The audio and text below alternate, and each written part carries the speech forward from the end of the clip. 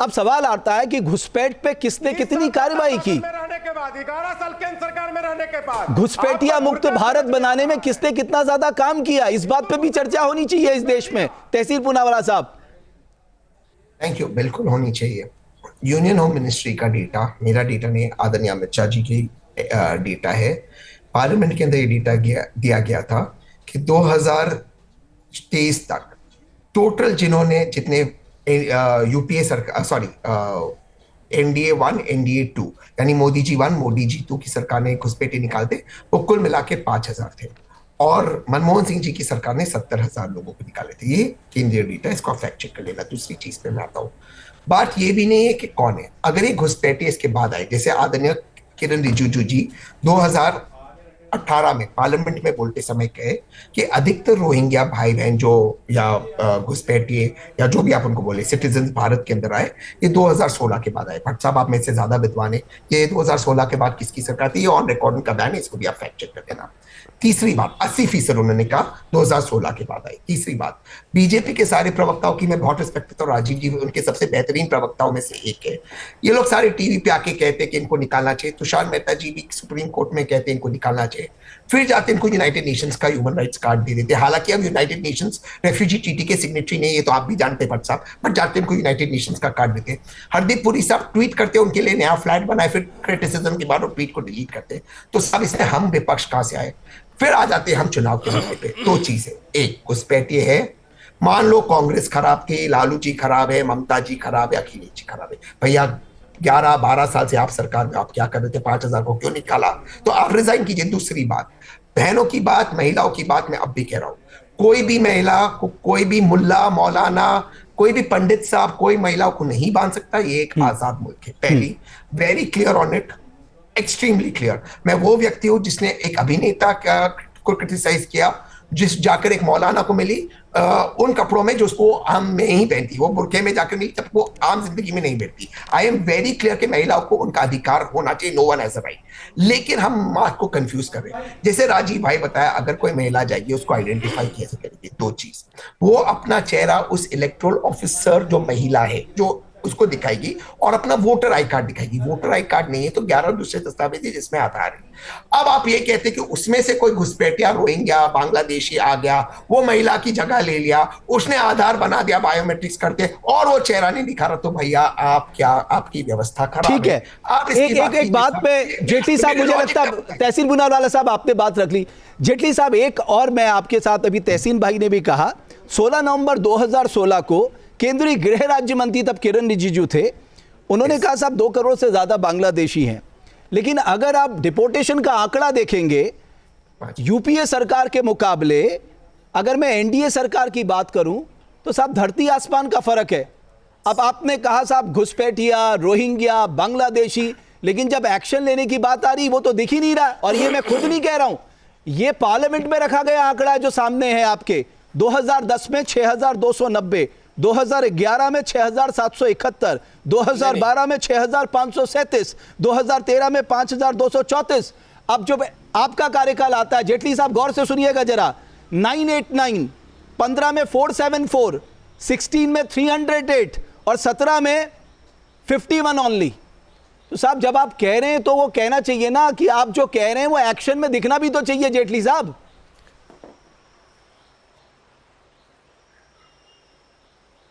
बिल्कुल बिल्कुल बिल्कुल रमेश भाई, सबसे पहली बात, ये रोहिंग्या जब आए थे उस वक्त पे 3 ऐसे देश थे हमारे चारों तरफ, हमारी 2 तरफ, जो इस्लामिक देश थे, वो चाहे बांग्लादेश हो चाहे पाकिस्तान हो।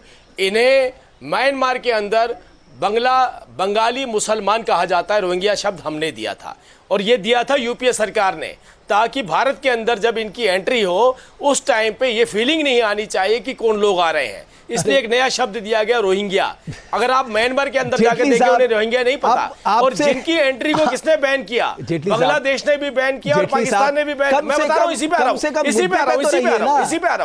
रहा हूं। तो इतनी लंबी हिस्ट्री मत बताइए, आप ये बताइए कि कार्रवाई क्यों नहीं हुई, मैं मुद्दे पे किया गया, इसी पे आ रहा हूं।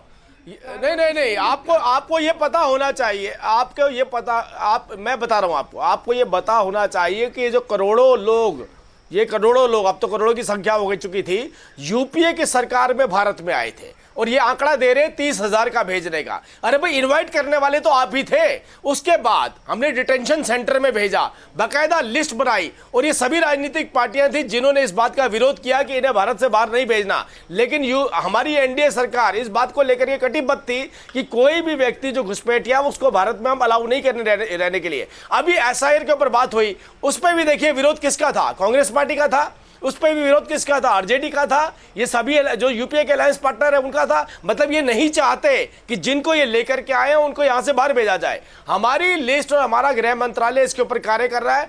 भारी तादाद के अंदर डिटेंशन सेंटर में रखा गया है। जब उनके डेफिनेशन की बात आती है, डिपोर्ट करने की बात आती है, उसके लिए विदेश मंत्रालय सक्रिय रूप से कार्य कर रहा है। राजीव जी, मैं कैलकुलेशन कर रहा था कि अगर मान लीजिए आपने जो पार्लियामेंट में आंकड़ा दिया 2 करोड़ घुसपैठियों का, अगर 4 साल में केवल 2,000 को आपने डिपोर्ट किया तो इस हिसाब से आपको 2 करोड़ को डिपोर्ट करने में 40,000 साल लगेंगे सर, जो रफ्तार है आपकी। मतलब विकसित भारत तक भी हम नहीं, विकसित भारत तो 2047 तक बनेगा सर, मानते हैं इतना लंबा समय लगेगा। अरे नहीं करें रमेश भाई डिस्कशन इस बात पे हो जाए कि 2 करोड़ सर, डिस्कशन इस बात पे ही होगी जो मैं बता रहा हूं आपको। 2 करोड़ रेड कार्पेट नहीं दे सकता, आपको इन सवालों का जवाब देना ही पड़ेगा। ये सभी राजनीतिक पार्टी इन्होंने बिल्कुल नहीं, इन्होंने कहा कि इतनी तादाद बढ़ा देंगे कि इनको डिपोर्ट करना मुश्किल हो जाए। लेकिन हम इस बात के लिए कटिबद्ध है क्या है डिटेंशन सेंटर में रखना पड़े, आसाम में रखना चाहे, दिल्ली में रखना पड़े। अरे हमारे तो डिटेंशन सेंटर भी बढ़ते चले जा रहे हैं। अगर आप कह रहे हैं, सार्वजनिक मंचों से कह रहे हैं, तो आपका एक्शन भी तो दिखने चाहिए। रमेश भाई, जेटली भाई, अभी मैं जेटली भाई की बात से इत्तेफाक नहीं रखती हूँ। सरकार अगर अपनी पर आ जाए तो रोहिंग्या क्या होते हैं, जिनको चाहे जितने चाहे भगा सकती है। लेकिन अगर सिर्फ आप राजनीति के तहत इन बातों को उठा रहे और बिठा रहे, उठा रहे और बिठा रहे, फिर यहाँ प्रॉब्लम आती है जो आप आंकड़ा दे रहे हैं कि 2,000 गए, 1,500 गए। ये सिर्फ दिखाने के लिए मत करिए। ये मेरे आंकड़े नहीं है, ये केंद्रीय गृह राज्य मंत्री ने पार्लियामेंट में हमारे देश के प्रधानमंत्री की इच्छा शक्ति बेहद मजबूत है। वो चाहे तो जितने चाहे बाहर भगाए जा सकते हैं। आप थोड़ी इच्छा शक्ति और मजबूत करिए। जेटली साहब से एक और निवेदन कर लेते हैं देश के जनमानस के सामान्य ज्ञान को बढ़ाने के लिए। जेटली साहब, बिहार में कितने घुसपैठिए, कम से कम ये तो बता जाइए हमारे दर्शकों को।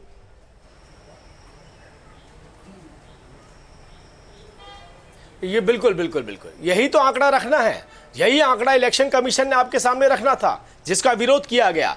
कितने हैं इसका भी पूरा चिट्ठा तैयार हो चुका है। और आपने जो डिबेट रखी थी आज, वो इस बात को लेकर के रखी थी।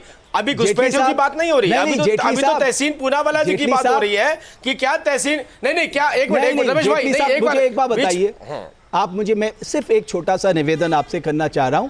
वो मुहूर्त कब आएगा जब ये आंकड़ा आप देश के सामने रखेंगे? क्योंकि बिहार में तो मुख्य चुनाव आयुक्त और दोनों चुनाव आयुक्त मौजूद थे और उनसे बाकायदा सवाल भी पत्रकार ने पूछा था, सर इलीगल माइग्रेंट्स कितने आए इस शोधन के बाद, क्या पता है? कोई आंकड़ा नहीं आया देश के सामने।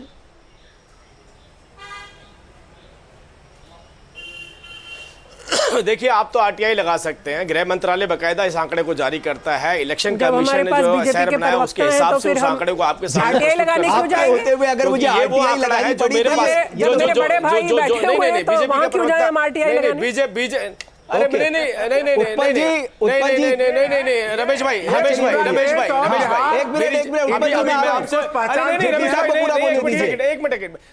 मिनट इंटरप्ट कर रहा हूँ। एक मिनट हाँ सर, एक मिनट रमेश भाई बोलिए। ये कुछ क्वेश्चन आपने मेरे सामने ऐसा रखा कि मैं आपसे पूछूं, अभी मुझे बताइए आपके अंदर कितने पैसे पड़े हैं पर्स के अंदर? क्या आप निकाल करके गिनेंगे या मुझे बता देंगे? जब से आपकी सरकार ने यूपीआई लाए, मैंने पर्स रखना छोड़ दिया। उस बात पे रखा होता। मैं यूपीआई इस्तेमाल करता हूं सर, मैंने आपको तुरंत जवाब दे दिया। मैं यूपीआई का इस्तेमाल करता हूं, मैं पर्स नहीं रखता। आप पता कर लीजिए। पिछली पांच ट्रांजैक्शन बताइए आप अपने। चलिए एक मिनट, हम तो गरीब आदमी हैं, हमारी ट्रांजैक्शन कम है। उत्पल बल्लभ साहब के पास आऊंगा। तहसील भाई बोलिए। मेरे बटुए में 2,300 रुपए, उस 500 रुपए मेरे अभी कॉफी के लिए गया था आपके शो में आने से पहले, और पिछले 4 ट्रांजैक्शन भी बता दूंगा। बेटे के लिए गिफ्ट खरीदा, कुछ खाना लिया था, मैं ट्रांजैक्शन बता सकता हूँ। बात ट्रांजैक्शन की नहीं है। अगर जेटली साहब ने दो बहुत डिस्टर्बिंग बातें की। एक, उन्होंने कहा कि जो इलीगल इमिग्रेंट्स है वो इलेक्शन कमीशन बताएगी, और आपने बिल्कुल सही भट्ट साहब पूछा कि इलेक्शन कमीशन ने उनके बारे में कुछ बात नहीं की। अगर वैसे रमेश भाई डिबेट इस पर थी कि ये लगा के ये तो हो गया ना क्लियर, ये तो बिल्कुल क्लियर है, किसी को कोई नाराजगी नहीं, आरजेडी वाले भाई सब तो नहीं, अभी कहना। धाकड़ के ही पीछे पड़े। नहीं, धाकड़ को फांसी पे नहीं चढ़वाने गए, लेकिन ये नहीं बताया कि भाई ट्रांसपेरेंट होना चाहिए इलेक्शन की नहीं, इसकी जरूरत नहीं है ना किसी को भी, नहीं, रमेश सबकी जी, जांच होनी चाहिए और अच्छी तरह से होनी चाहिए। हर एक महिला के लिए वो व्यक्ति कलंक है। बहन जी, हर एक बिल्कुल सही बोल रहे हैं। जो भी किसी भी पार्टी का हो जो महिला की तरफ आंख उठाकर देखता हो, सबकी आंखें फोड़ी जानी चाहिए। शिफ्ट कर दिया और बुरके से उठा करके।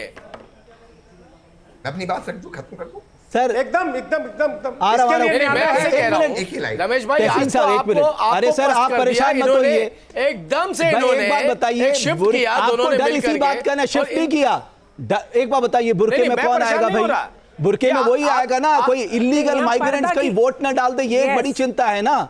जहां भक्ति है हर शब्द में, कथाओं में छुपे हैं दिव्य रहस्य और ज्योतिष देता है जीवन को दिशा। धर्म से जुड़ी हर बातों को जानने के लिए हमारे चैनल स्तुति को सब्सक्राइब करें। चैनल पर जाने के लिए इस लिंक पर क्लिक करें।